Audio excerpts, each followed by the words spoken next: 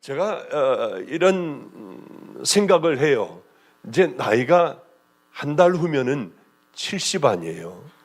그러니 얼마나 많은 경험을 하고 왔겠고 또 주님과 얼마나 많은 시간들을 함께 했었겠습니까? 그런데 중요한 게 있더라고요. 그런데 대부분의 성도들이나 종들이 이걸 간과하는 거예요. 그냥 또 하나의 설교를 들어버려요. 얼마나 참 가슴이 아픈지 모릅니다. 여러분, 오늘 들었던 것 다시 한번 들어보세요. 제가 이게 마지막 설교라고 하면 뭘 할까? 나는 이거 할 거야. 그런 마음으로 또 저 얘기야, 또 저 얘기야. 왜 그런 줄 아세요? 가장 중요하기 때문에 이 설교를 또 이 예를 자꾸 들며 귀한 것을 마음속에 푹 집어넣으려고 그런 마음을 갖고 오늘도 이 설교를 해야겠다. 제가 한 설교가 한 8,000여 개가 됩니다. 한 설교가 아니라 제가 가지고 있는 설교 여기저기 다니면서 한 주일에 17번을 했을 때도 있어요. 그러니 얼마나 많은 설교를 갖고 있겠고 그 중에 주옥 같은 설교들은 얼마나 많이 있겠습니까? 그러나 그 무엇보다도 하나님, 저는 첫 설교를 이걸로 시작할 거예요. 내 인생의 마지막 설교라고 하면 이걸로 할 거예요. 제가 방주교회 은퇴할 때에도 저는 이 설교할 겁니다. 그래요. 다른 게 아니라 제가 그동안에 경험해왔던 것 중에 가장 귀한 게 뭘까? 저는 성도 여러분들에게 유언같이 얘기해요. 나라고 하는 인간은 가꾸지 않으면 잡초가 되어버립니다. 여러분의 신앙은 잠깐 놔버리니 어떻게 됩니까? 교회에 나와서 예배를 안 드리니 여러분의 신앙은 도대체 어디로 가고 있습니까? 기도는 합니까? 성경은 봅니까? 크리스찬 뭐라고 하는 신문이 우리 집에 왔습니다. 김영석 목사가, 목사님 이걸 보세요. 전 깜짝 놀랐어요. 교인의 50%인가 40%인가 50%는 한 번도 기도를 안 한대요. 성경을 안 읽는다고 해요. 그냥 와서 예배만 보고 가는 거예요. 더군다나 코로나 때가 되었습니다. 이때 우리들의 믿음을 어떻게 지켜야 할 건가? 우리의 믿음을 스스로 지키지 않으면은 분명한 것은 우리는 믿음 다 털어먹어 버릴 거예요. 기도 요만큼 하던 사람들도 그것마저 이제 안 할 겁니다. 어느 기관에서 크리스찬들에게 물었답니다. 그러니까 반 이상이 나는 이제 코로나가 없어진다 해도 동영상 예배를 드리겠다, 인터넷 예배를 드리겠다 하더래요. 왜? 이것이 굳어지면 이제 큰일 나는 거예요. 저는 그래서 성도들에게 꼭 얘기해 주고 싶은 게 있습니다. 내 신앙은 내 스스로 지키지 않으면은, 내 스스로 날마다 나를 갈지 않으면은 우리는 과연 천국이 보장될까? 이렇게 살다가 가장 중요한 건 예수 그리스도의 십자가는 외에는 없습니다. 구원받을 길이 없어요. 그러나 구원받은 믿음의 자녀들이 이제 천국을 향하여, 구원받은 그것으로 천국을 향하여 성령님과 함께 가야 하는데 가지 않고 세상에 묻혀 있다고 하면 과연 그거 진짜일까요? 우리는 뭘 해야 되느냐? 저는 마태복음 5, 6, 7장을 늘 읽으라고 합니다. 그것을 내 것으로 만들며 날마다 이것을 큐티를 하며 내가 뭘 버려야 할까? 무엇을 하면 주님 기뻐하실까? 그래, 나는 남에게 상처를 많이 줘. 이제 이 상처 주는 말 대신에 사랑한다, 내가 미안하다, 잘못했다, 그리고 남을 격려해 주는 그 입술로 나는 살아갈 거야. 하여튼 그런 마태복음 5, 6, 7장을 읽으며 내 삶이 변화되어 가야 돼요. 인격이 변화되어 가야 돼요. 주님의 말씀대로 바로 그런 사람들이 되어 가야 합니다. 너희들 이거 전체 지키지 않으면은 마치 모래 위에 세운 집과 같아서 다 무너질 거다, 그날에. 그건 무슨 말일까요? 그냥 다 무너져도 너희들 천국 가, 그 얘기일까요? 싸워야 된다고 말씀하셨어요. 손이 범죄하면 찍어버려, 눈이 범죄하면 빼버려. 그러면서 너희들은 천국을 향해 걸어가야 돼. 예수님은 우리에게 달란트를 남겨야 해. 너희들은 이 땅의 빛과 소금의 삶을 살아가야 돼. 그렇게 싸우면서 살아가야 돼. 경고는 훈련해가면서 너희들 살아가야 돼. 너무나도 많은 말씀을 해 주셨습니다. 그런데 이 땅에 과연 성도들이 얼마나 그런 삶을 살아갈까? 여러분들, 마태복음 5, 6, 7장은 보석 중에 보석이에요. 나를 깨버리고 그것을 내 마음 뼛속까지 깊이 담아 하루하루를 그렇게 이제는 살아가야 할 때예요. 이렇게 살아가다가 어느 날 여러분 갑자기 주님 앞에 가는 그런 사람들을 저는 너무나도 많이 봤어요. 준비가 되지 않은 사람들이요. 임진영 목사도 잘 알지만 그분은 평생 예수를 믿은 분이에요. 예배에 빠진 것을 못 봤어요. 새벽 기도서부터 시작을 하여 목요철이야 금요철이야 주일 예배에서부터 빠진 적이 없어요. 그런데 어쩌면 그런 죄를 짓는지요. 무섭지 않았던 모양이에요. 제가 이렇게 물었습니다. 어떻게 여기까지 당신 왔습니까? 목사님, 처음에는 무서웠어요. 처음에는 두려웠어요. 그런데 10년이 지나고 15년이 지나고 20년 가까이 되니까 아무렇지도 않았어요. 그 오랜 기간 저는 이 죄를 저질러 왔습니다. 나중엔 아무렇지도 않더래요. 어느 날이었습니다. 얼굴이 노랬어요. 당신 왜 이러냐? 목사님, 전 보지 않아도 암이에요. 저는 고통 가운데 죽을 거예요. 저 같은 놈이 이렇게 암에 걸려 고통당하며 죽지 않는다면 하나님은 안 계세요. 빨리 병원, 쓸데없는 소리 말고 병원 가보라고 그랬습니다. 대학병원에 가니 담도암이었고 이미 몸에 꽉 차 있었어요. 암이. 고통이 얼마나 심했겠습니까? 그러면서도 그 죄는 계속됐었어요. 나는 암일 거야. 견딜 수 없는 고통 가운데에도 그 죄악을 저질렀습니다. 너무 충격이었어요. 우린 대부분 이렇게 생각하지 않습니까? 세월 좀 지나가면은 언젠가는 나 될 거야. 지금은 이렇게 살지만은 언젠가는 내가 하나님 앞에 바르게 설 거야. 그게 서집니까? 아니에요. 오히려 지금보다 못한 신앙을 가지고 우리가 하나님 앞에 서면 섰지, 더 훨씬 더 좋은 신앙으로는 안 된다는 거예요. 훨씬 더 좋은 신앙으로 살아가기 위해서는 여러분들 마태복음 5, 6, 7장을 날마다 내 안에 넣어놓고 성령님과 함께 나 자신을 십자가에 못 박는 그 경건의 훈련을 하지 않는다면 정말 마지막에 아름다운 그 길을 걸어갈 수 있을까요? 그래서 이걸 하자고 하는 거예요. 그분은 이제 소천하게 되었습니다. 우리 임진영 목사서부터 전부 가가지고 그렇게 붙들고 기도해도 안 돼요. 목사님, 회개가 안 돼요. 그러면 점점 혼수 상태로 들어가며 이분이 한 얘기가 그 얘기였어요. 저 문 보여? 커튼이 다 쳐져 있는데요. 저 문이 혹시 보여? 저 문은 너무 좁아. 너무 좁아서 나는 절대로 저길 들어갈 수가 없어. 얼마나 이게 충격이냐고요. 찢어질 듯한 마음 아니에요. 목사가, 담임 목사가 얼마나 괴로웠는지 몰라요.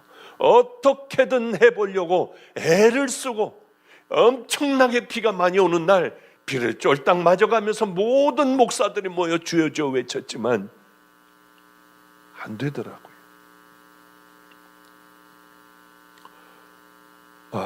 우리 박현식 전도사님이 계세요.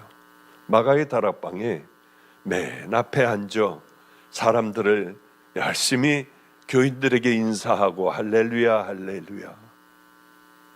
방주교회에서는 제가 담임으로 있을 때 이분이 그렇게 할렐루야 할렐루야 하는데 그분을 거기 못 쓰게 했어요. 제가 막 방주교회로 부임을 했을 때 그렇게 결정들을 했더라고요. 너무 불쌍한 거예요. 전도사님, 여기 안 계셔도 돼요. 우리 마가의 다락방에 가셔서 소천하시는 그날까지 여기서 할렐루야 하고 교인들 다 받아주세요. 그래서 그분은 기도원에 사시게 됐고 근 20년 가까이 되는 세월을 거기서 여러 성도들을 어머니같이 이렇게 맞아주시고요. 저에게는 기도의 어머니예요. 그분이 이런 얘기를 하시더라고요. 바로 본인이 곧 하나님 앞에 가게 되었다고 하며 이제 목욕도 하시고 하며 하신 말씀 중에 하나가 교인 1000명 중에 1명 천국 들어갈 거예요. 저는 이런 얘기들을 제 입으로 한다고 하면 저는 이단이라고 그러고 여러 교회에서 벌떼같이 달려들어 저를 공격할 거예요. 그는 주님만이 아시겠지만 이 땅의 교회들을 보며 어쩌면 맞는 말일 수도 있어. 그런 생각을 갖기도 해요. 아무렴 1000명 중에 1명일까? 그런 생각도 또한 갖기도 하고, 그러나 분명한 것은 예수님께서 말씀하신 그 말씀대로라고 하면, 그게 정말이라면 주여 천국을 들어갈 자의 수가 적으니까 좁은 문으로 들어가기를 힘쓰라. 들어가기를 구하여도 그것을 얻을 자가 적으니라.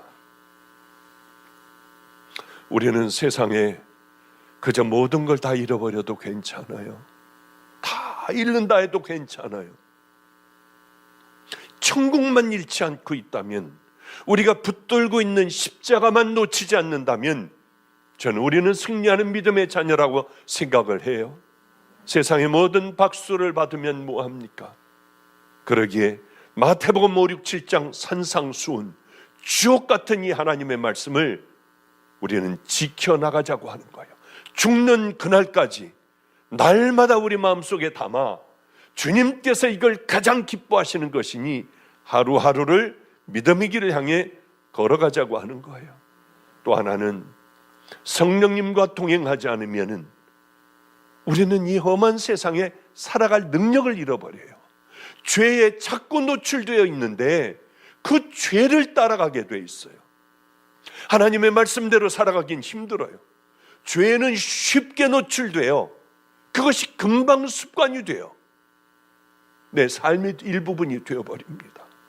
딱딱하게 들어가 돌같이 굳어져 버리게 돼요. 이것을 떼어내려면 얼마나 힘든지요. 이걸 과연 떼어낼 수 있는 사람들이 있을까? 죽음을 눈앞에 두면 떼어내는 사람들이 있더군요. 죽음을 눈앞에 두면 울며 설교하는 분들이 꽤 있더라고요. 그래, 하나님께서 이 은혜를 주시는구나. 그러기에 돌이 들어오기 전에 우리는 마음의 빗장문을 딱 닫아버려야 합니다. 이것이 그래도 마음의 빗장문을 닫아도 우리 안에는 잡초들이 또 열심히 잡초들이 자라나기 시작을 해요. 열심히 뽑아내야 합니다. 성령님과 함께 늘 살아가야 돼요. 성령님은 언제 들어오십니까? 이 시대에는 성령님을 이미 다 없애버린, 소멸시켜버린 시대가 되어버렸어요. 그러니 어떻게 하면 성령님께서 다시 임하실까요? 더러운 죄를 회개하면 성령님은 우리 안에 다시 오세요. 그래서 다시 탄식하시고 그렇게 하면 안 된다 하시고 주님이 기뻐하실 그 일들을 열심히 생각하게 하시고 살게 해 주세요. 성령님과 24시간 같이 지내는 거예요. 밤에 잘 때도 성령님과 함께 이 얘기 저 얘기하며 잠들고 눈을 딱 뜨면은 그때서부터 힘든데 딴 생각하지 말고 이빨 닦으면서 세수하면서 샤워하면서 성령님과 함께 얘기 한번 해보세요. 그게 여러분의 삶이 되게 한번 해보세요. 혼자 밥 먹으면서 아무 할 일 없이 그저 아무 생각 없이 밥 먹는 게 아니라 성령님과 함께 이야기하며 밥을 먹고요, 성령님과 동행하면서요, 운전해 가면서도 또 전철에 타서도 그냥 가만히 있지 말고 이분하고 가까이 하는 거예요. 마귀는 대적하고 성령님과는 가까이 하는 삶, 이게 얼마나 귀한지 몰라요. 그리고 하루의 일과가 끝나면 다 씻고 또 뭐 다른 거 할 필요 없이 그분하고 또 얘기하다가 잠이 들고요. 이 삶이 이렇게 살아간다면 강력하게 성령님은 우리하고 함께 하여 주신다는 거죠. 그것뿐만이 아니라 어떤 일들을 만나면 예수님이면 어떤 일을 어떻게 하셨을까? 오늘도 목사니까 하루에 여러 명의 성도를 만나게 될 거 아니에요. 오늘도 어떤 성도님을 또 만나게 되었습니다. 그런데 예전에 어려울 때 잠깐 도와드렸던 모양이에요. 저는 기억조차도 없습니다. 이제는 모든 것들이 괜찮아 다시 저에게 이제 이걸 갖다 드려야지 마음이 편할 것 같더래요. 그런 상담을 할 때 얼른 저는 어떤 기도를 하느냐 하면, 주님 어떻게 해야 돼요? 이걸 받아야 해요? 말해야 해요? 받아서 어디에 써요? 제 입술을 주장해 주세요. 그냥 그렇게 늘 성령님하고 하듯이 저도 모르게 자동적으로 제 머리 안에 그게 돌아갔어요. 아니야, 흘려보내면 돼. 맞아. 그래서 입을 열어 성도님에게 말씀을 드렸어요. 성도님, 제게 줘가지고 제가 하면은 그저 줬던 걸 갚는 것밖에 더 되겠습니까? 그런데 성도님은 그렇게 어려운 분이 있다면은 그걸 흘려보내 보세요. 그리고는 이 다음에 모든 것들이 다 잘 된 다음에 어려운 사람에게 이걸 나누세요. 이렇게 한다면은 하나님의 은혜가 흘러가고 하나님께서 얼마나 기뻐하시겠습니까? 이제 그런 대답을 해드렸어요. 그게 뭐냐 하면은 이 성도님에게 가장 귀한 길이 뭘까? 주님, 어떻게 하면은 예수님께서 기뻐하실까? 그저 그런 일들인 거죠. 성령님하고 함께 대화를 하며 또 예수님이라고 하면 어떻게 하셨을까? 분명히 그렇게 하셨을 것 같아요. 이것이 흘러가도록요, 멈추지 않고 흘러가도록. 그러면은 참 아름답지 않겠습니까? 그래요. 그것뿐만이 아니라 내 스스로를 돌보며 자칫 이제 모든 것이 잘 되어 점점 올라가고 이 교회도 점점 사람들이 많아지고 여기 보면은 정말 아주 잘 성장하는 교회예요. 얼마나 기분이 좋은지 몰라요. 이렇게 성장을 하면 목사에게 첫 유혹이 교만해지는 거예요. 나도 모르게 교만해지는 거예요. 어떻게 합니까? 어디에서 날 세워주지 않으면 기분이 나쁘고요, 죽도록 나하고 싸우는 거예요. 교만해지지 않도록 나를 자꾸 뒤를 돌아보며 가장 낮아지는 것이 뭘까? 사람들이 나를 오해하는 것, 나는 그렇지 않은 사람들인데 사람들이 나를 착한 사람들이라고 하는 것, 어떻게 해야 이걸 바로 잡아놓을 수가 있을까? 사람들이 모욕을 하면은 그래, 나는 그 모욕을 받을 만해.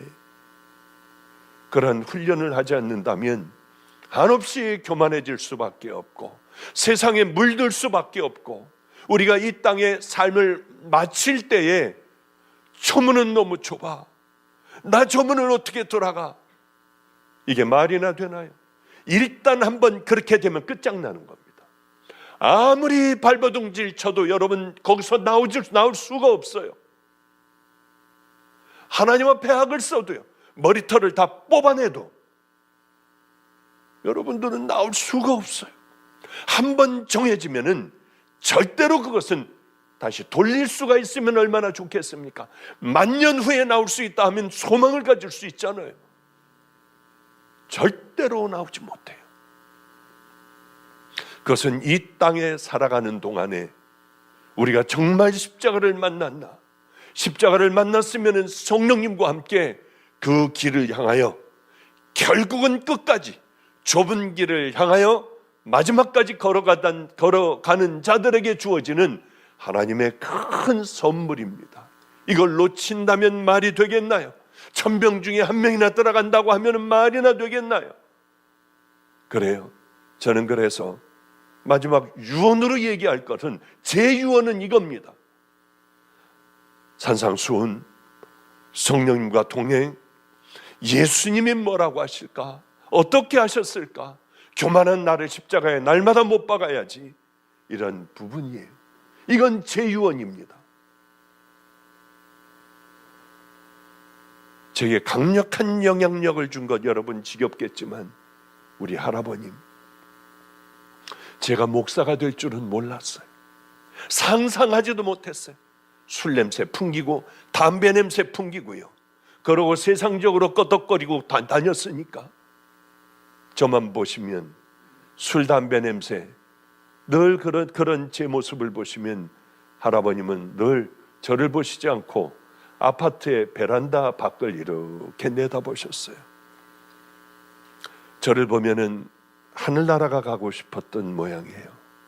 할아버님은 저 멀리 배는 나의 시온성, 오 거룩한 곳 아버지 집, 그리고 조그맣게 그렇게 찬양을 부르셨어요. 아마 장손이 하나님을 따르지 않으니 세상에 빠져 있으니 빨리 하늘나라를 가고 싶으셨던 모양이에요. 지금 생각하면 미치도록 그리운 분, 내게 산과 같고 내 모든 것이 되시는 이제는 그분이에요. 천국에 가서 만나 뵈야, 할아버지 저 보셨어요? 제가 이렇게 살아온 거 보셨어요? 제가 이 길을 이렇게 해가지고 방주교회 마가의 다락방 길틈교회 가서도 예배를 드린 것, 말씀 전하는 것 보셨어요? 그 얘기를 꼭 물어보고 싶어요. 이 할아버님이 결국은 소천하시게 됐습니다. 그날 아무도 없었어요. 작은 아버님이 손톱을 깎아드리고, 제 기억으로요, 그것도 또 벌써 오래된 이야기라서요, 저는 물수건 가지고 할아버님을 닦아드리는데 퉁퉁 붓고 병원에서 혼수 상태이고 곧 소천하시니 일단 집으로 모시고 가라 해서 집으로 모시고 오셨습니다. 퉁퉁 부었어요. 할아버님은 혼수 상태였고 이대로 가신다고 다 얘기를 했어요. 할아버님과 저만 있을 때, 할아버지 저 어떻게 이 길을 가요? 6일 후면은 저는 목사 안수를 받아요.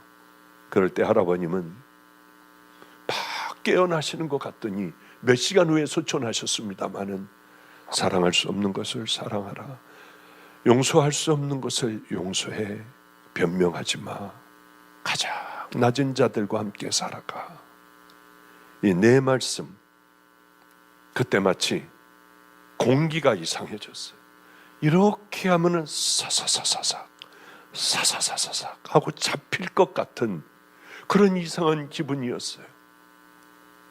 성령님께서 물론 기가 막힌 시간, 평생 잊지 못할 가장 아름다운 저를 향하여 가르쳐 주시는 그 말씀이라고 저는 생각했습니다.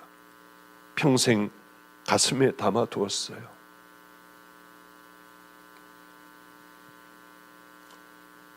주님을 만나는 그날, 주님, 저 어릴 때에 교회에서 싸움투성이었던 목사의 아들로 그때 그 싸우던 사람은 뭔가요? 우리 박전도사님과 비슷한 말씀을 하는 거예요. 가짜다. 가짜가 얼마나 많은 줄 아니? 저는 그때 가짜가 있는 줄 알았습니다. 얼마나 많은 줄 아니? 그렇구나. 우리가 얼마든지 잘못 믿을 수가 있구나. 여러분들은 하나님 앞에 감사하세요. 그래도 바른 복음을 전하는 목사 밑에 여러분들은 양육받고 있으니 하나님 앞에 이게 얼마나 감사한지 몰라요. 거짓된 복음, 복음이 아닌 복음을 이야기하는 것이 얼마나 많은 줄 몰라요. 그게 하나님 앞에 참 감사한 일이에요.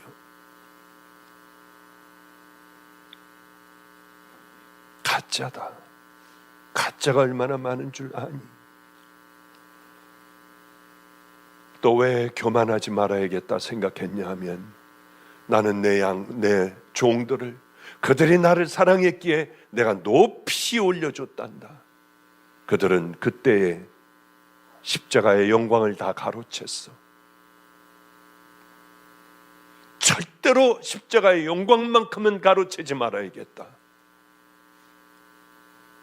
주님, 제가 만약에 이 길을 가다가 하나님께서 저를 올려주셨는데 십자가의 영광을 가로챌 때는 죽여버리세요. 얼른 바로 죽여버리세요. 아무리 영광을 받으면 뭐예요? 길거리에 쳐 죽은 개 같은 그런 비참한 인생 아니에요. 사람들에게 영광을 받으면 뭐해요? 좋은 자리에 있으면 뭐합니까? 이미 끝장난 인생으로 이 길을 100번 가면 뭐합니까? 왜? 이렇게 살아가다 보면은 주님 앞에 서는 그날이 반드시 있을 텐데 그건 미친 짓 아니에요. 성도 여러분들도 생각을 해보십시오. 그 아름다운 말로 할 수 없는 천국이 우리에게 보장되어 있는데 우리가 그 길을 걸어가지 않고 그저 지금의 음란과 거짓과 탐욕 이런 위선, 우울, 분노 이런 걸로다가 가득 차 있어 말도 안 되는 그 길로 걸어가 버린다면 이거는 정말 말도 안 되잖아요. 그렇게 되기 전에 얼른 죽어버리는 게 낫지 않습니까? 그렇다고 여러분 자살하고 그러라는 거 아니에요. 우리에게는 얼마든지 기회가 있는데 지금 아니면은 점점 후로 갈수록 굳어져 하나님 앞에 돌아오기가 어렵다고 하는 걸 목사로서 수도 없는 많은 사람들의 예를 보며 저는 깨달았기 때문에 지금 돌아와야 한다는 거예요. 지금 오늘서부터 시작하지 않으면 안 된다고 하는 거예요. 가짜다. 이제 탈들을 뜯어버려야 됩니다. 가면을 뜯어버려야 돼요. 하나님께서 제일 싫어하시는 것, 예수님께서 싫어하시는 것이 무엇인 줄 압니까? 가면을 쓰고 살아가는 것. 창녀면 그대로 몸 팔다가 나와도 간음하다가 나와도 주님은 다 용서하시고 내가 너를 정죄하지 않아, 이 말씀을 하셨습니다. 그런데 용서하지 못하는 건 가면을 쓰고 나오는 바리새인 서기관들을 향하여 그렇게 야단을 치지 않으셨습니까? 그래요. 이건 제 마음에 깊이 새겨두고 있는 것 중에 하나예요. 우리 또한 제 멘토가 있습니다. 제 멘토는 별의별 능력을 다 가지고 있었어요. 하나님 앞에 가까이 있는 분이었어요. 그런 것을 간증하면 저는 이단이 되고 신사도가 돼요. 제 평생에 그건 지금까지 보지도 못한 광경들이었고 기적들이었습니다. 가끔 임진영 목사하고는 함께 나눌 때가 있어요.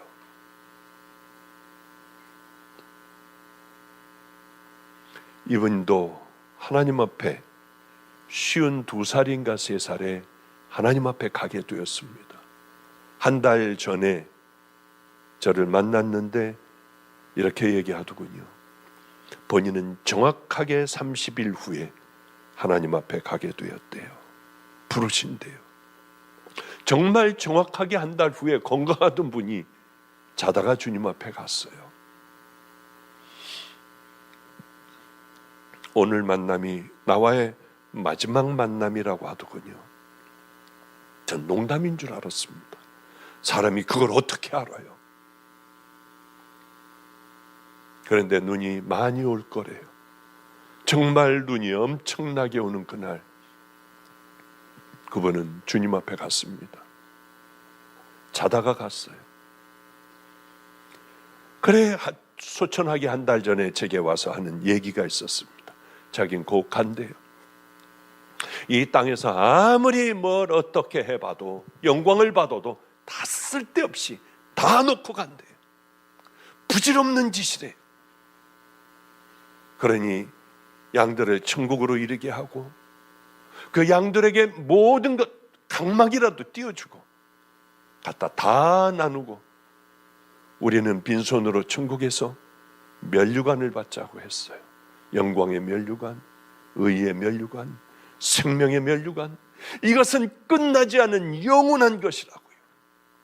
잠깐 즐기다가 모든 것들 다 버리지 말고 우리는 그 영광의 면류관을 향하여 살다가 주님 앞에 와 천국에서 만나자고 했습니다.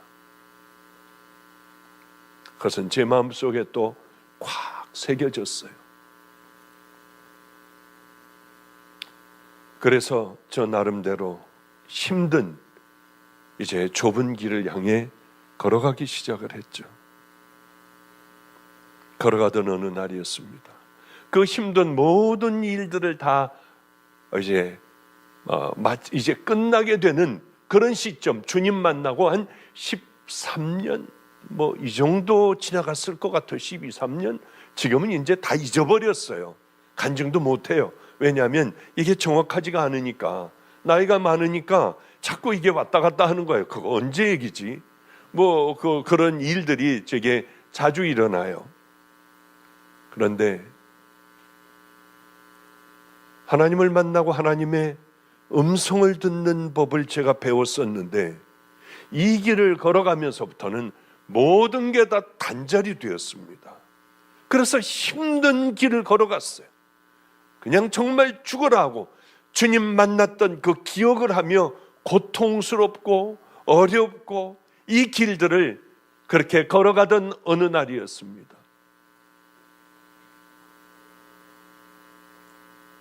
애들을 학교를 보냈어요. 길거리에 살던 애들, 도둑질하던 애들, 이런 아이들이 이제 학교를 다니며 잘 다니게 되었습니다. 애들을 하나하나 학교 가기 전에 끌어안고 기도를 해줬어요. 여러분의 자녀들이요, 기도로 키워야 해요. 그러면은 버려졌던 애들도 결국은 돌아오더라고요. 오늘도 참 건달 하나가 있었습니다. 중3짜리가 건달이었어요. 키도 어느 정도 있고 땅땅하고 싸움도 아주 잘해요. 여기 강한수 성도님 여기 다니시죠? 여기 아마 그거 못지 않을 거예요. 얘는 중학교 3학년 때 그랜저 차를 딱 훔쳐가지고 그걸 가지고 이제 안성에서부터 저 충청도 쪽으로 넘어가는 거예요. 애가 얼마나 배짱이 있는지 칼하고 야구방맹이 이 뒤에다가 다 넣고요. 그런데 갑자기 좋은 차가 하나가 들어오는데 보니까 애 같은 애가 딱 이 건달 같은 애가 하나가 운전을 하니까 그거를 누가 봤느냐 하면 거기 술집하고 이런 건달들이 본 거예요. 우리 구역에 저런 게 누구야? 저놈 누구야? 그리고 따라왔는데 얘네들이 이제 그 안에서 우르르 나오니까 이놈은 혼자였어요. 중3 때요. 딱 문을 열고 칼 하나 차고 야구방맹이 딱 끌고 가니까 그 덩치만한 그런 녀석들이 다 도망가던 그런 애가 있습니다. 어저께 연락이 왔어요. 자기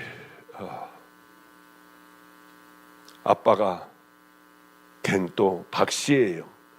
자기 아버지가 박보영 목사님이다 그러더래요.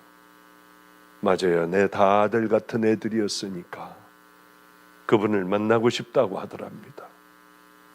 아주 걔도 말도 못하는 제 마음에 고통을 심어주고 그렇게 늘 교도소 갔다 나오고 교도소 갔다 나오고 하던 아이였어요.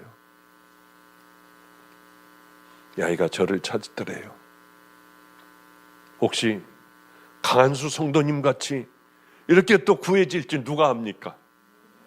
그래, 목요일 날 나를 찾아와라. 내가 마가의 다락방 집회니까 목요일 날 만나자.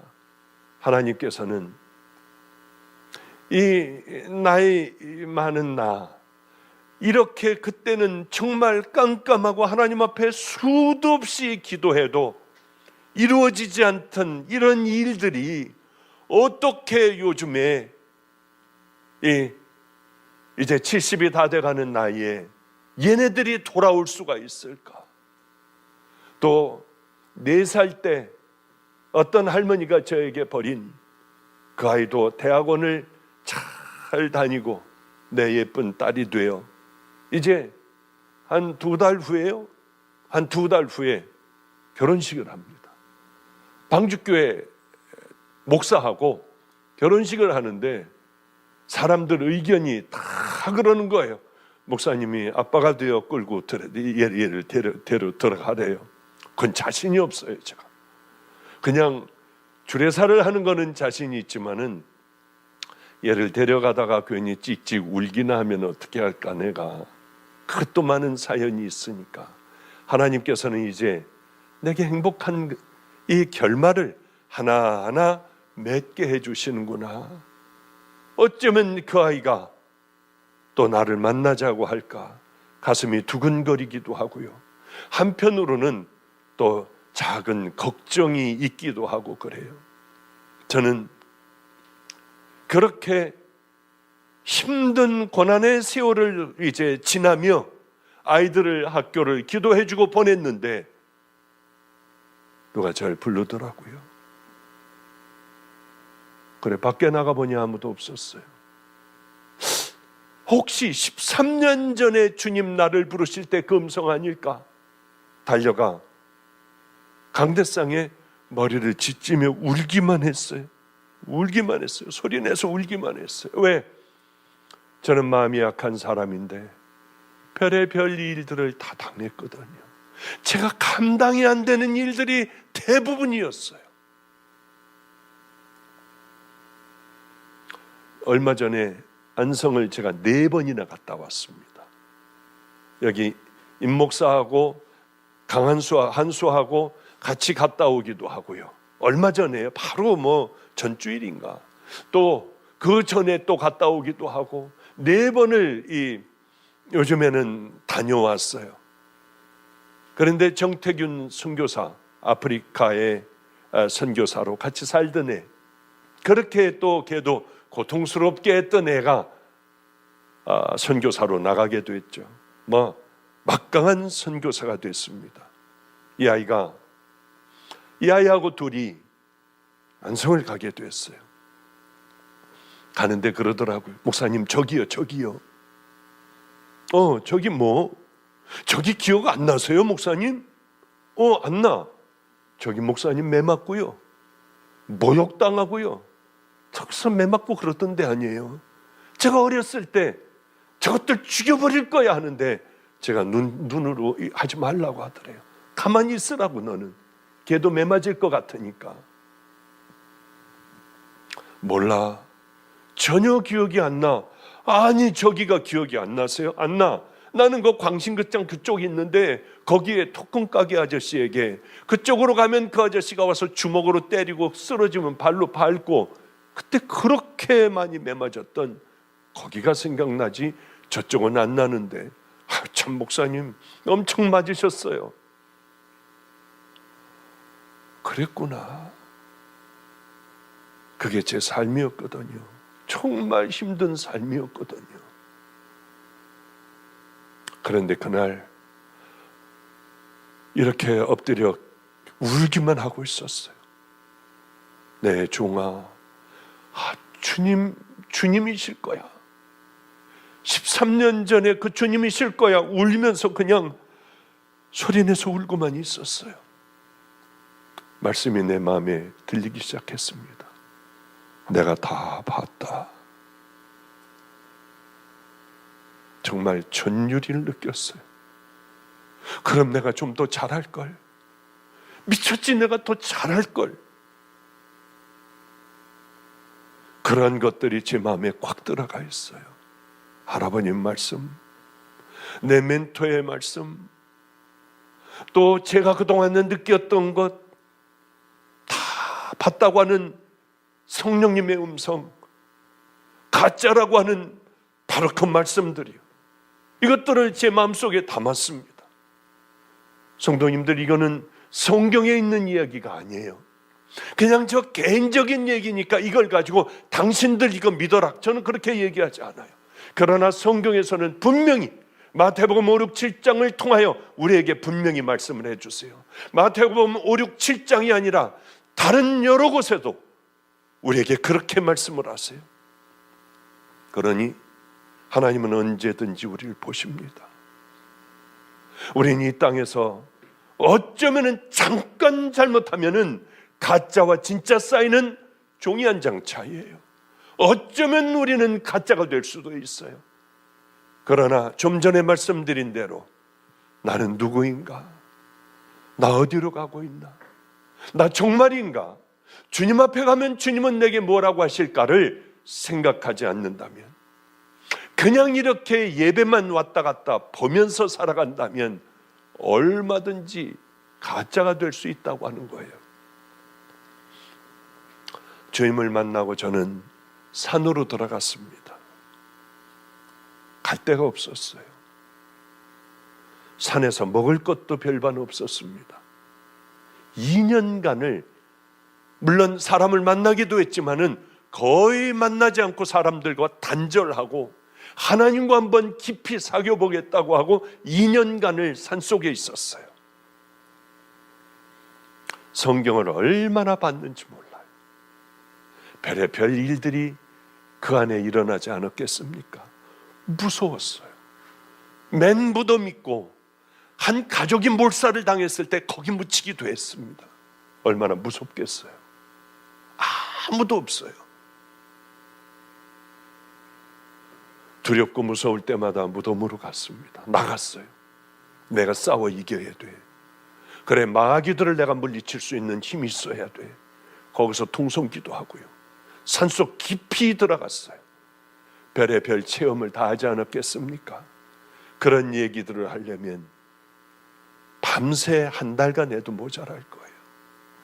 그렇게 들어가 성경을 보고 산에 올라가 기도하고 성경 보고 산에 올라가 기도하고 2년간을 했습니다. 그때는 간증 못할 많은 주님과의 사연들이 있었어요.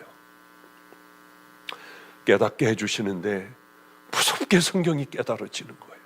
한 번 붙들면 밥도 안 먹고 아침서부터 밤까지 성경을 읽어요. 밤이면 산기도를 가야 했기 때문에 가서 기도하다 보면은 주님께서 모든 걸 다 덮어주세요.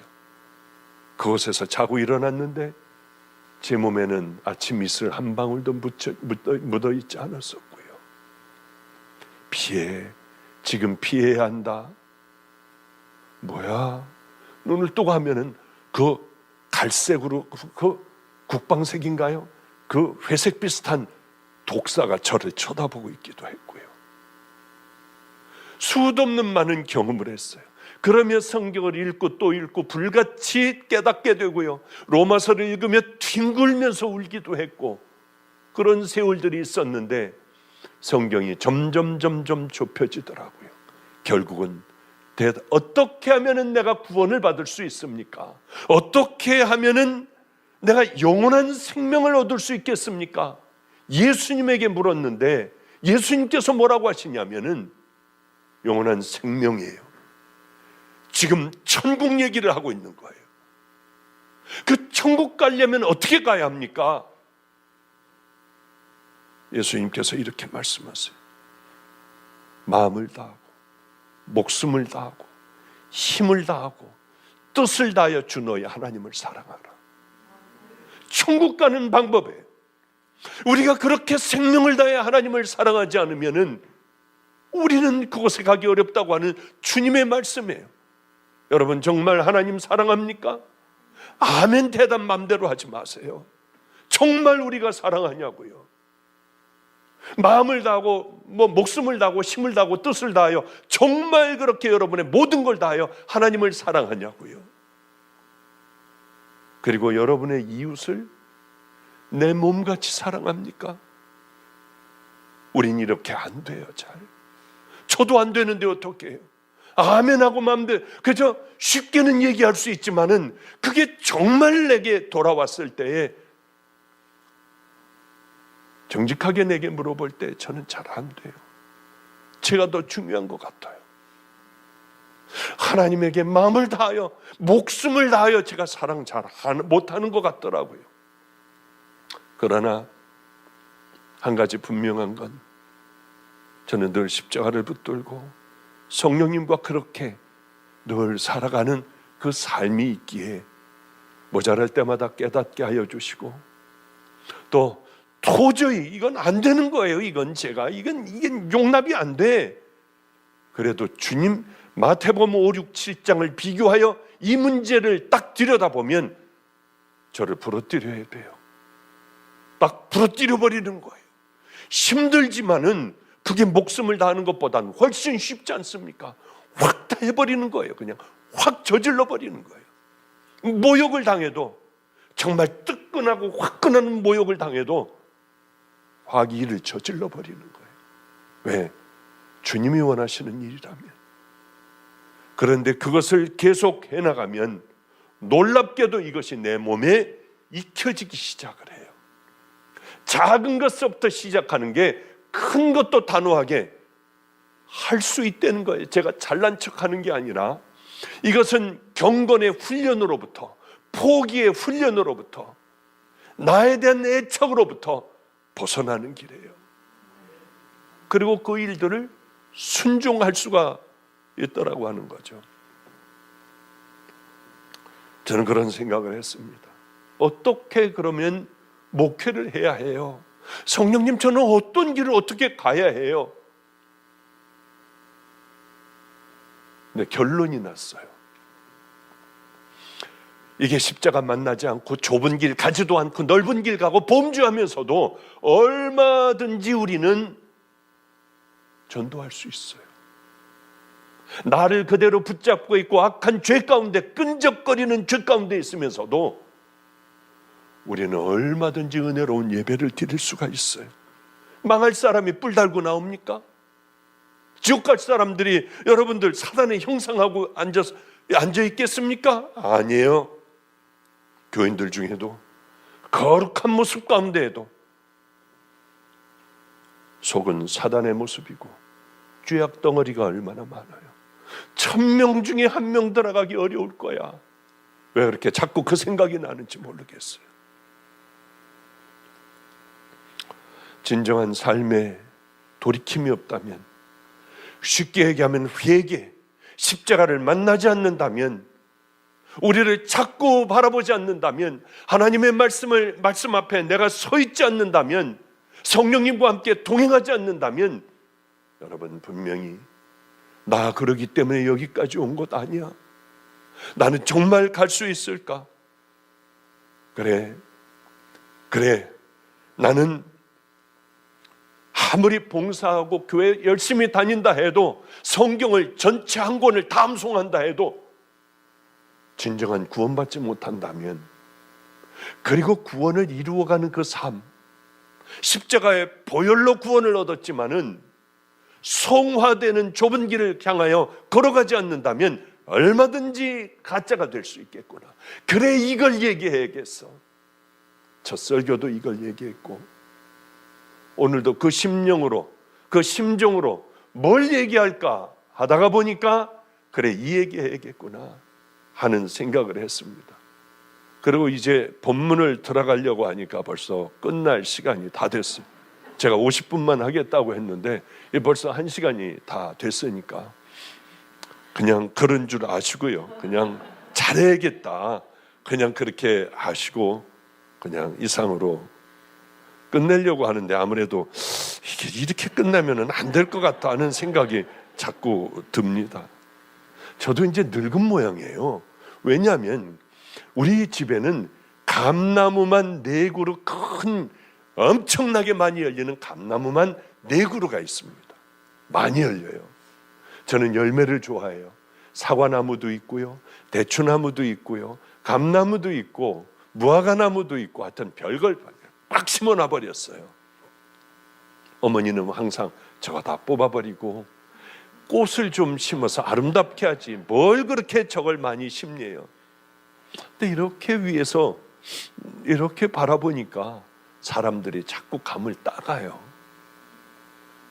저것들이 어떻게 남의 감을 저렇게 도둑질해 갈까가 아니라 재밌는 거예요. 제가 그래도 우리 집 걸 이렇게 따가고 얼른 따가지고, 또 어떤 사람들, 우리 주변에 유치원이 많거든요.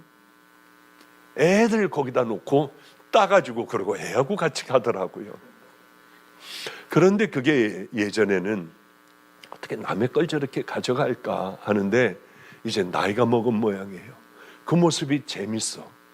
그리고 나무에는 까치뿐만이 아니라 이상하게 생긴 새들이 와가지고 감을 톡 쪼고 하늘을 바라봐요. 물 먹는 것 같이 톡톡톡톡 쪼고 하늘을 바라보는데 너무 이쁜 거예요, 애들이. 그래서 제가 명령을 했습니다. 그 감을 따면은 아마 여기 있는 분들 다 먹고도 남아요. 일체 어떤 것도 우리 집에서는 따지 말아라. 사람들이 따가게 하고 새들이 먹이가 되게 해라. 사람들이 아마 저희 집에 오면 이상하다고 생각을 할 겁니다. 왜냐하면 감들이 많이 매달려 있으니까요. 그러며 지나가던 생각이 하나가 났습니다. 우리 아프리카 가는 애가 굉장히 정태균 선교사가 굉장히 어려운 데로 가요. 보란 가브라 족속. 이 사람들은 서로들 죽여요. 소말리아에서 총들 막 이런 거 기관총 사다가 바로 옆 부족이 우리 땅에 와서 풀을 뜯었으면은 그 학교에 가서 애들을 다 죽여버려요. 총을 쏴가지고. 선생이고 뭐고 다 죽여버려요. 그럼 이쪽에서 또 가가지고 다 죽여버리고. 그러니까 무서워서 선교사들이 못 들어가요. 우리는 그 북쪽을 뚫어야만 합니다. 그 북쪽은 다 무슬림이에요. 소말리아 뭐 이런 데 있지 않습니까? 여기하고 다 가까운 데인데 우리의 가장 걸림돌은 바로 그쪽이었습니다. 이번에 첫 번째 무슬림 쪽에 이제 우물도 파고 또 선교지를 교회도 만들고요. 뭐 불태우고 그러잖아요. 거기서는요. 바로 거기다가 이제 첫 북쪽으로 가는 그것을 곧 시작하게 돼요. 우리 선교지는 북쪽으로 시작하는 바로 거기에 있으니까. 왜냐하면 제게 북쪽을 뚫어 무슬림들을 복음화시키는 거예요. 그러려면은 보육원을 먼저 짓고요. 고아애들 데려다가 잘 기르고, 그리고 교회를 져놓고 뭐 어떤 고난은 당하지만은 이 사람들에게 이제 복음을 전하는 그 일들을 하려고 이제 땅도 사고 거기에 우물을 파기 시작을 했어요. 거기는 사막이에요. 물이 나오질 않아요. 그런데 이제 그 마지막에 제일 무서운 동네가 있습니다. 바로 거기에 이 정태균 선교사 가족이 다 들어가기로 했어요. 서로들 죽여요. 선교사가 못 들어가요. 폐 타이어에다가 씌워서 불질러 죽여버리니까. 그런데 이 설교를 9살짜리 딸아이가 하나가 있는데 옆에서 듣고 있더래요. 제 설교를. 그러더니 아빠한테 달려와가지고 놀라가지고 우리가 정말 거길 가? 그러더라는 거예요. 우리는 가야만 해. 거기 가서 꼭 하나님의 뜻을 이루어야 해. 그러니까 얘가 아프리카에 있다 왔거든요. 유치원에 뭐 이렇게 초등학교인가 다니다가 왔거든요. 급하면 영어가 나와요. Don't go! 하고 소리를 질르더래요. 아니야, 우린 가야 해. 그러나 하나님께서 우리를 지켜주실 거야. 저는 그 집에다가 지하를 콘크리트로 만들어 위험할 때는 들어가 피할 수 있는 그런 장소도 만들어 주려고 해요. 왜 그러냐 하면, 근데 이 아이 얘기하는 게 참 감사해요. 목사님, 저는 천하게 살아왔잖아요. 더럽게 살아왔잖아요. 어머니는 농약을 먹고 자살을 했어요. 누나는 목매달아 자살을 했어요. 정말 어쩌면 그렇게. 그리고 아버지는 알코올 중독이에요. 목사님, 이런 가운데 나도 이 저주받은 집안에서 태어나 나도 알코올 중독자가 되었다가 이제 종의 길을 걸어가잖아요. 조금도 두렵지 않아요. 그곳에서 영광의 죽음을 맞이한다면 저는 세상에 가장 행복한 자가 될 것 같아요. 이 아이하고 같이 전전주일날 그래도 1박 2일 마지막 여행이 될 것 같은 거예요. 자꾸 왜 그런지 불길한 생각이 들어 너나하고 여행을 가자. 그래서 이 아이하고 함께 속초를 가게 됐어요. 얘가 묻더라고요. 목사님, 사랑이라는 게 뭘까요? 하나님을 사랑해드리고 싶은데 많은 사람들에게 배려한다는 게 뭘까요? 그러더라고요. 배려란, 사랑이란 상대방이 마음 아플까봐 내가 더 아픈 거야. 상대방이 미안해할까봐 내가 더 미안해하는 거야. 예, 목사님, 바로 어저께 카톡이 왔어요. 목사님, 사랑하고 배려란 그 사람을 위해 죽는 것 같아요. 제가 우리 예수님 위하여 꼭 배려해 드릴 거예요. 진짜 사랑해 드릴 거예요. 마음을 다하고 목숨을 다하고 힘을 다하고 뜻을 다하여 주 너희 하나님을 사랑하라. 맞아요. 우린 그렇게까지는 하지 못하잖아요. 그러나 최선을 다해서 말씀 앞에 우리를 세워놓는 그 일 정도는 할 수 있을 거 아닙니까? 아침에 일어났어요. 떠나야 해요, 벌써. 그런데 그 속초에 거기 방에 새가 한 마리가 들락날락하고 왔다 갔다 하는데 거기 왜 그렇게 그날 추웠는지 모릅니다.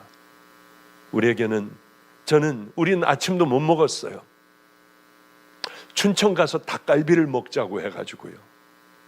그런데 가져간 감이 있었습니다. 제가 홍시를 큰 거를 좋아하거든요. 그래서 그걸 반을 잘라서 제 방에서 먹으려고 하는데 새가 불쌍한 거예요. 아무도 보지 않는 가운데 나는 먹으면 끝나는데 새들은 아마 한 달, 두 달은 먹을 수 있을 것 같아요. 그래 겨우 밖에 나가 걔네 집 앞에다가 감 반쪽을 넣어놨어요.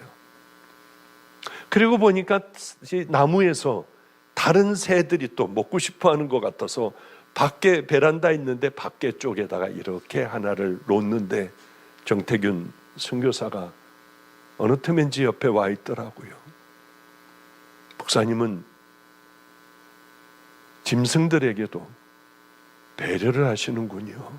저는 내 딸에게 이걸 먹이려고 하다가 아프리카 아이가 배고파하면은 저는 그 아이를 주겠습니다.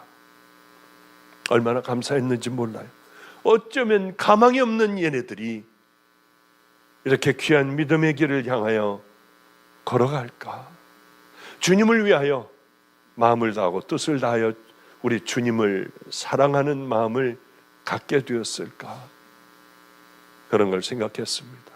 저는 요즘 참 행복한 목사라고 생각을 해요. 오늘 그저 쭉 해나가려고 했는데 여기서 그냥 앞 한 페이지에서 걸리고 말았습니다. 다음번에 또 만나서 말씀을 전해드리도록 하죠. 우리는 개척을 하나를 하게 되었습니다. 김성준 목사에게 꼭 개척을 해주고 싶었어요. 그래서 마가의 다락방에서 한 1,000명 정도를 띄어서 개척을 해줬습니다. 1년 반 정도가 지났어요. 잘하더라고요. 김성준 목사가 설교도 잘하고, 이대로 놔두면 유명한 목사는 분명히 되겠구나 하는 생각을 했고, 사람들은 점점 더 들어오기를 시작을 했습니다. 그런데 어느 날 케냐에 한 30여 명 모이는 교회에서 김성준 목사에게 초청을 한 거예요. 30여 명 모여요. 얘는 1,000여 명 되는 목회를 하고 있는 가운데 사람들이 다 따르고 있고요. 저에게 왔더라고요. 목사님, 30명 되는 교회에서 초청이 왔어요. 저는 억지로 하라 말아라, 이미 머리들 다 컸는데, 저는 은퇴했는데 그렇게 얘기할 수 없잖아요.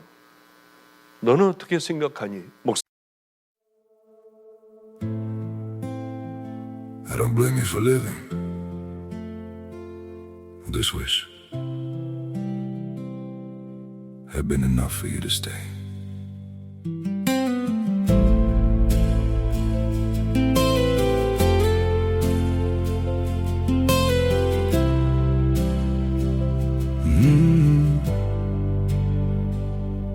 I saw it coming in the way you changed, in the silence between your words. Every I'm fine felt heavier than truth, like something breaking unheard. I tried to fix what I didn't understand, held on tighter as you slipped away. But love can't grow where it's already gone. I don't blame you for living this wish had been enough for you to stay.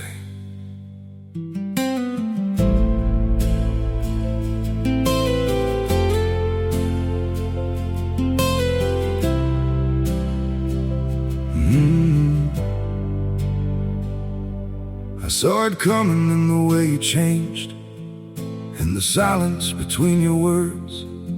Every I'm fine felt heavier than truth, like something breaking unheard. I tried to fix what I didn't understand, held on tighter as you slipped away. But love can't grow where it's already gone. I don't blame you for living this wish had been enough for you to stay.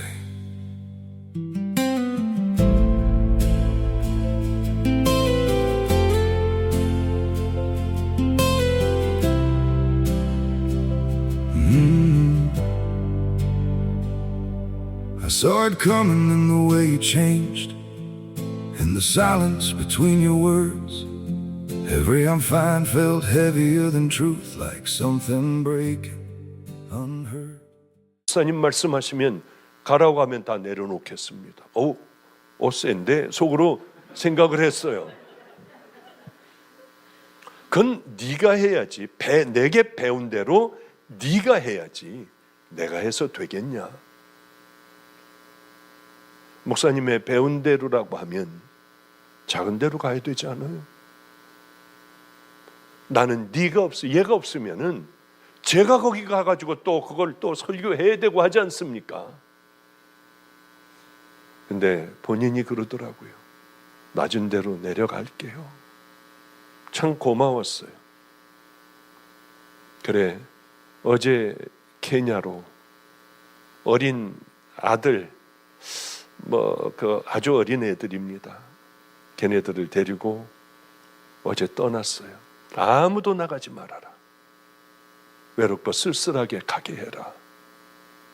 교인들도 한 명도 못 나오게 하고 전도사들, 부목사들 일체 못 나오게 했어요. 외로운 길을 걸어가게 하기 위해서요. 그게 쉬운 일 같습니까? 천여 명 되는 교인, 이제는 출세가 보장이 됐습니다.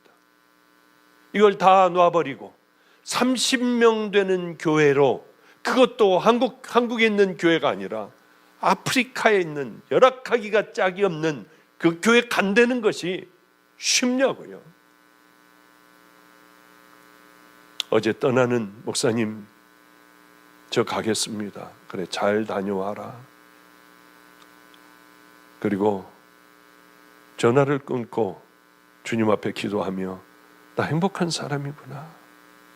난 다른 거는 몰라도 그저 열매 맺는 삶은, 아이들 통한, 이 종들을 통한 열매 맺는 삶은 살아왔구나. 너무나도 감사했어요. 그런데 가기 바로 며칠 전이었습니다. 자기네들은 집안 식구들끼리 예배를 드리는데 애들이 한글을 아니까, 막내도 띄엄띄엄 한글을 그저 읽으니까 같이 성경을 쭉 돌아가며 읽고 있는 중이었답니다. 읽고 있는 중에 마침 딸아이 차례가 돼서 읽는 것이 사도행전 20장 22절부터 24절까지 얘가 읽었대요.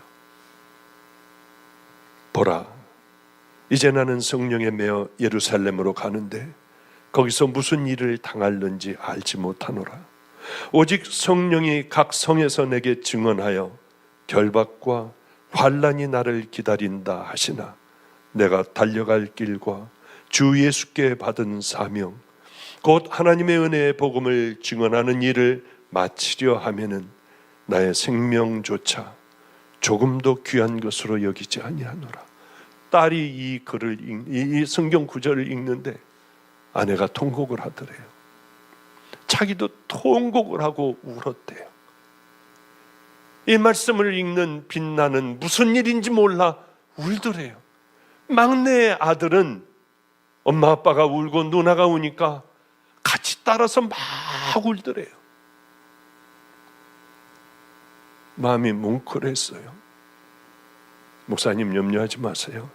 생명을 다해 목사님 하시는 사역도 불같이 다 일으켜 세울게요. 그래, 너는 내 아들이지. 내 소원인 북쪽을 뚫어봐. 그리고 어제 떠났습니다.